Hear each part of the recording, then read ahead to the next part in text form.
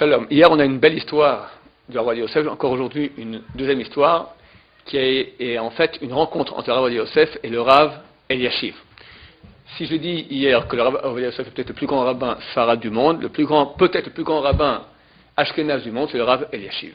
Le Rav Eliashiv, qui a bientôt 90 ans, qui depuis au moins une dizaine d'années ne quitte plus les 500 mètres de sa maison.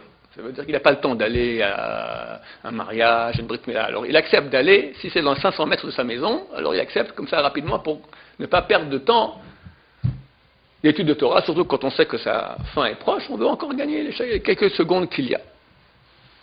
Mais le Rav s'est déplacé, dernièrement il y a quelques années, pour aller faire un bikur cholim, c'est-à-dire visiter les malades, du Rav Ovadia Yosef. Le Rav Yosef était malade et était allé le visiter. Pourquoi? Qu'est-ce qu'il y a de spécial? C'est pas la première fois que des gens sont malades ou des grands sont malades, et on ne va pas chaque fois les visiter, chaque fois qu'un grand est malade, on va le visiter. Comment le Rav Yosef est tombé malade? En fait, il s'est cassé le pied. Comment il s'est cassé le pied?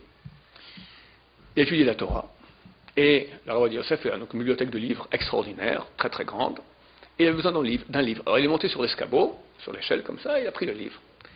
Et il a cherché, du coup il a découvert la source ilkratique dont il avait besoin. Tellement il était heureux, il a couru comme ça pour se rasseoir et il a oublié qu'il était sur l'escalier. Et il est tombé de l'escalier et il s'est cassé le pied.